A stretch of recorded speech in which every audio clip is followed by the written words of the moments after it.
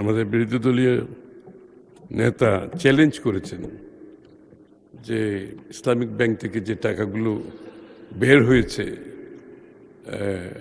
সেগুলোর প্রতিবাদে উনি চ্যালেঞ্জ করেছেন যে এখানে জামাত ইসলামীর কোনো রকমের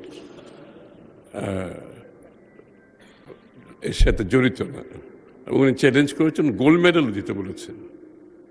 মাননীয় স্পিকার, এই দাবিটা কিন্তু সালমান রহমানও করতে পারে।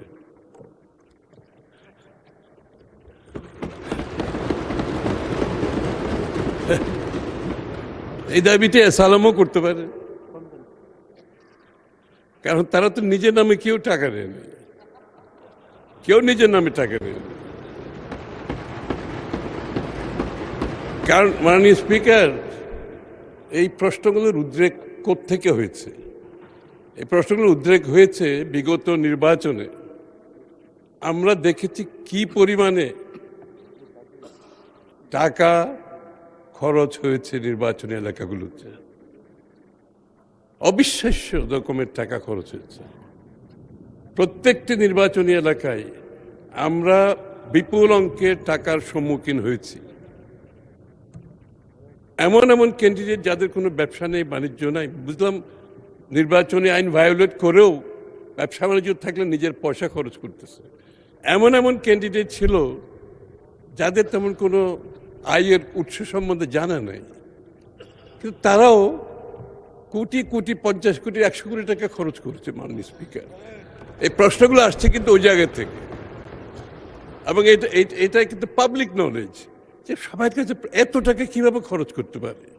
তো এটা একটা বিষয় আছে, এটা আমাদের বোঝা দরকার। এটা অনেক কারণে, শুধু ব্যাংকের থেকে টাকা নিয়ে যাওয়ার কারণ না। আরেকটা কারণ হচ্ছে আমাদের নির্বাচনী ব্যবস্থা, গণতান্ত্রিক ব্যবস্থাকে এটা বাধাগ্রস্ত করবে। এই ধরনের অর্থ আপনার আনআর্নড ইনকাম, যারা ইনকাম আর্ন করে না, এই টাকা যখন পলিটিক্সে আসে সেটা রাজনীতির জন্য খুবই ক্ষতিকর। মাননীয় স্পিকার, দ্বিতীয় কথা হচ্ছে, এখানে পিটিশন যেটা দিয়েছে, এখানে বলা হচ্ছে চেয়ারম্যানের কথা বলা হয়েছে পার্টিকুলারলি। তো চেয়ারম্যান সম্বন্ধে আমরা বিরোধী দলের মন্তব্য শুনেছি। চেয়ারম্যানের চরিত্র সম্বন্ধে ওনারা বলেছেন, এটা ওনাদের মন্তব্য, কিন্তু বাংলাদেশ ব্যাংক কিন্তু এটা পরিষ্কারভাবে বলেছে ওনারা তদন্ত সব কিছু করে এখানে ওনাদের মধ্যে এখানে তদন্তে কিছুই পাওয়া যায় না। আমার প্রশ্ন সেখানে না, আমার প্রশ্ন হচ্ছে একজন চেয়ারম্যানের কারণে, একজন চেয়ারম্যানের মনোনয়নের কারণে কোনো ব্যাংকের গ্রাহকরা টাকা উত্তোলন করে চলে যায়, এটার কোনো নজির নাই। মাননীয় স্পিকার, কোনো নজির নেই দুনিয়াতে। আসলে কোন ব্যাংকের চেয়ারম্যান কে গ্রাহকের ধার ধারে না? গ্রাহক ধার ধারে, তার ইন্টারেস্ট সে ঠিক মতো পাচ্ছে কিনা, সে টাকাটা ফেরত পাবে কিনা, এবং আস্থা আছে কিনা।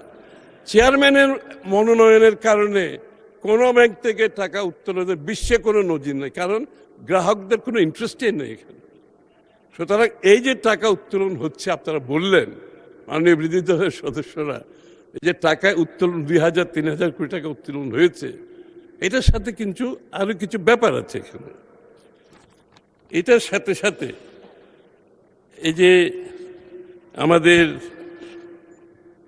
ব্যাংকের ভিতরে বাইরে যে উগ্র মিছিল এবং কর্মসূচি গ্রহণ করা হয়েছে, ব্যাংকের ভিতরে এবং বাইরে উচ্ছৃঙ্খল উগ্রতার সাথে যে ধরনের প্রতিবাদ করা হয়েছে, এবং এটা এখনো অব্যাহত আছে, এটা হচ্ছে একটা দিক। এবং এটার সাথে সাথে যে আপনাদের যে মাননীয় বিরোধী দলের যে আশঙ্কা যে আপনারা প্রকাশ করছেন, এটার আমরা একটু যোগসূত্র দেখতে পাচ্ছি এখানে। কারণ এই যারা উইথড্র করে চলে গেল, এরা কারা? নিশ্চয় চেয়ারম্যানের কারণে উইথড্র করেনি। যারা উইথড্র করে চলে গেছে তারা বোধহয় এই ইসলামিক ব্যাংকটাকে বিপদে ফেলতে চাচ্ছে, এবং এর পেছনে কারো হাত আছে, আমরা বিশ্বাস করি কোন কোন শক্তির হাত আছে। তারা চায়, আসলে তারা ইসলামিক ব্যাংকের ফেল করতে চায়। ইসলামিক ব্যাংকটাকে তারা ফেল করে রাজনৈতিকভাবে ফায়দা উসুল করতে যাচ্ছে। এখানে ইসলামিক ব্যাংকের ভালোর জন্য কেউ বলছে, আমি সেটা বিশ্বাস করতে চাই না মাননীয় স্পিকার। এইটাকে ফেল করাবে এবং রাজনৈতিকভাবে বলবে যে আর্থিক শৃঙ্খলা দেশে নষ্ট হয়ে গেছে। আমি একটা কথা পরিষ্কারভাবে বলতে চাই মাননীয় স্পিকার, বাংলাদেশ জাতীয়তাবাদী দল আমরা আর্থিক শৃঙ্খলায় বিশ্বাস করি এবং আমরা বিশ্বাস করি না আমরা যেই কথাগুলো বলি আর্থিক শৃঙ্খলার কথা, আমরা যখন বলি ম্যাক্রো স্টেবিলিটির কথা, আমরা যখন বিনিয়োগের কথা বলি, আমরা কিন্তু কথাগুলো অক্ষরে পালন করি। আপনি বিএনপির বিগত দিনের সরকারগুলোর ইতিহাস যদি আপনি দেখবেন, আর্থিক শৃঙ্খলা নিয়ে কোনো প্রশ্ন নাই, শেয়ার বাজার নিয়ে কোনো প্রশ্ন নাই, ম্যাক্রো ইকোনমিক স্টেবিলিটি সবসময় বিএনপির সময় সবচেয়ে সচল ছিল। সেই জায়গা থেকে তো আমরা সরে দাঁড়াই নাই, আমরা বরঞ্চ আরও ভালোর দিকে যাচ্ছি। এখন বাংলাদেশে আর্থিক শৃঙ্খলার প্রয়োজনীয়তা বিএনপির চেয়ে বেশি কেউ অনুধাবন করে না মাননীয় স্পিকার। ফেসিবাদ পরবর্তী সময়ে ব্যাংকটি ধীরে ধীরে ঘুরে দাঁড়াতে শুরু করে এবং গ্রাহকদের আস্থা পুনরুদ্ধারে পথে অগ্রসর হচ্ছিল। এক বছরের ব্যবধানে ব্যাংকের মুনাফা 108 কোটি টাকা থেকে বেড়ে 137 কোটিতে উন্নীত হয়। ঠিক এমন সময় দখলদারি ইত্যাদি ইত্যাদি, এটার একটা হিসাব আমি মাননীয় স্পিকার দিচ্ছি। যেই 2 বছরের ওনারা প্রফিটের কথা বলছেন, ওই 2 বছরের ব্যাংকের যে প্রভিশন, প্রায় 70,000 কোটি টাকার মতো প্রভিশন ওনারা ওই বছরও ক্যারি ফরওয়ার্ড করেছে, তার পরের বছরও ক্যারি ফরওয়ার্ড করেছে মাননীয় স্পিকার। অর্থাৎ এটা আসলে ওই প্রভিশন যদি আপনি দেখান যে এনপিএল নন পারফরমেন্স লোনে, এটা বিশাল ক্ষতির অবস্থানে ছিল। সুতরাং দিস ইজ উইন্ডো ড্রেসিং, এটা প্রফিট না মাননীয় speaker, this is window dressing. 2025 সালের শেষে ইসলামী ব্যাংকের শ্রেণীকৃত ঋণ 94,000 কোটি টাকায় পৌঁছেছে, যা ব্যাংকের মোট ঋণ পোর্টফোলিওর 51%। 31শে ডিসেম্বর 2024 তারিখে ব্যাংকটির 69,000 কোটি টাকা প্রভিশন ডেফারেল সুবিধা নিয়েছে, যেটা একটু আগে বলেছিলেন, আর একটু স্পেসিফিক্যালি বলছি আমি, 70,000 কোটি টাকার মতো প্রভিশন ডেফারেল সুবিধা নিয়েছে ইসলামিক ব্যাংক। পরবর্তীতে 31 ডিসেম্বর 2025 তারিখে 84,000 কোটি টাকার প্রভিশন ডেফারেল সুবিধা নিয়েছে। সুতরাং 2026-এর প্রথম প্রান্তিকে ব্যাংকটি প্রায় 268 কোটি টাকা নিট লোকসান করেছে, প্রফিট করেনি, লোকসান করেছে। একজন বক্তা এখানে বলেছেন ইসলামিক ব্যাংক শুধুমাত্র একটা ব্যাংক নয়, এটা একটা ইকোসিস্টেম।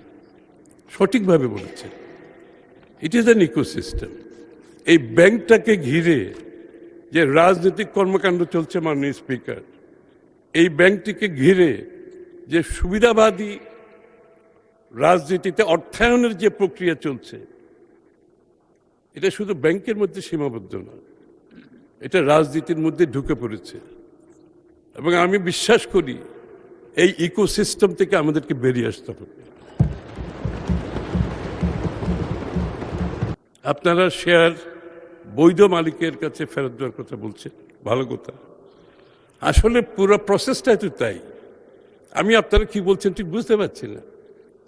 মানে স্পিকার, ফুল এখন যে প্রসেসটা চলছে বাংলাদেশ ব্যাংকের মাধ্যমে, সেটাই তো উদ্দেশ্য। সরকার তার বৈধ মালিকের কাছে ব্যাংক ফিরিয়ে দেওয়ার যে প্রক্রিয়া, সেই প্রক্রিয়াটা বাংলাদেশ ব্যাংক বর্তমানে করছে। এবং বাংলাদেশ ব্যাংক যেখানে শঙ্কা প্রকাশ করছে, বাধাগ্রস্ত হচ্ছে, যে যাদের মাধ্যমে পরিচালিত হলে গ্রাহকদেরও সুবিধা হবে, শেয়ার হোল্ডারেরও সুবিধা হবে, সেই জায়গায় পরিবর্তনটা আনছে। এবং সেই পরিবর্তন আনার অধিকার বাংলাদেশ ব্যাংকের ব্যাংক আইনের পরিপ্রেক্ষিতে আছে। সেই কাজটি তারা করছে, এখানে আপনাদের আপত্তির আমি তো কিছু দেখতে পাচ্ছি না। এবং এর মাধ্যমে এইটা একটা আইনও তো আছে, সময়সীমাও নির্ধারিত আছে, কতদিনের মধ্যে এটা বাংলাদেশ ব্যাংকে করতে হবে। আপনারা একটু অপেক্ষা করুন না, দেখুন শেষ পর্যন্ত বাংলাদেশ ব্যাংক যে কাজটি হাতে নিয়েছে সেটা তারা সফলভাবে করতে পারে কিনা। আমরা তো দেখেছি, আমার কাছে মনে হচ্ছে পুরো বিষয়টা একটি রাজনৈতিকভাবে একটা অস্থিতিশীল অবস্থা সৃষ্টি করার এই সমস্ত মুভমেন্টের পিছনে কাজ করছে। এটা কোনো ইসলামী ব্যাংকের মধ্যে সীমিত নয়। মাননীয় স্পিকার, আমরা প্রতিটি ক্ষেত্রে মবক্রেসির যে একটা টেন্ডেন্সি আমরা কিন্তু প্রতিটি ক্ষেত্রে দেখতেছি। নামিসা যখন মারা গেল, মাননীয় প্রধানমন্ত্রীর সাথে সাথে গেলেন, পররাষ্ট্রমন্ত্রী গেলেন, আমাদের ল মিনিস্টার গেলেন। ওখানে আমরা কি দেখেছি মাননীয় স্পিকার?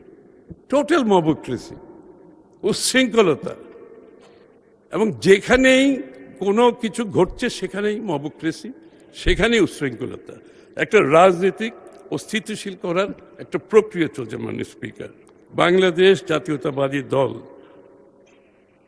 ফাইন্যান্সিয়াল ডিসিপ্লিনে কোনো কম্প্রোমাইজ করবে না, কোনো কম্প্রোমাইজ করবে না। এবং এটা বারবার আমাদের সরকার বারবার প্রমাণ করেছে এটা।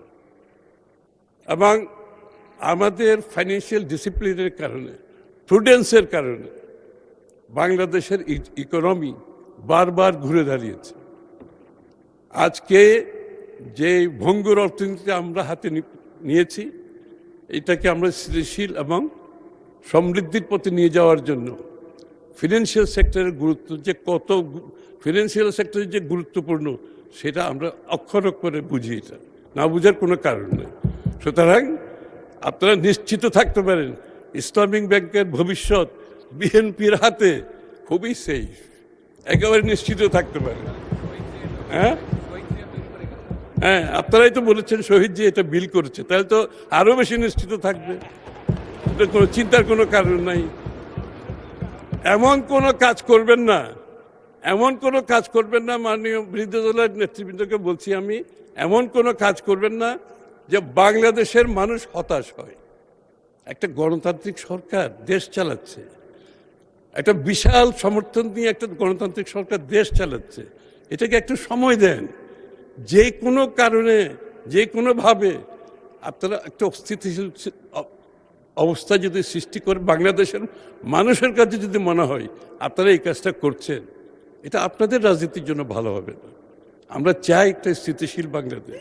সুতরাং এই যে ব্যাংকের বাইরে যারা আছে, ব্যাংকের ভিতরে যারা বিশৃঙ্খলা সৃষ্টি করছে, আইনের চোখে তারা কিন্তু দোষী। বিএনপি সরকার যথেষ্ট ধৈর্যের পরিচয় দিচ্ছে, আইনের চোখে তারা দোষী। কোন রকম ফিনান্সিয়াল ইনস্টিটিউশনের সামনে ভিতরে বাইরে বিশৃঙ্খলা করার অর্থ তার শাস্তিযোগ্য অপরাধ, এবং এটার জন্য 2 বছরের জেল হতে পারে। কিন্তু বিএনপি সরকার অত্যন্ত ধৈর্যশীল, এবং আমরা কিন্তু অসম্ভব টলারেন্সের মাধ্যমে সরকার পরিচালনা করছি। এই যে এত বিশৃঙ্খলা সৃষ্টি করা হচ্ছে বিভিন্ন জায়গায়, সরকার কিন্তু খুবই ধৈর্যের সাথে দেশ পরিচালনা করছে। আমি আশা করব আপনারা সহযোগিতা করবেন।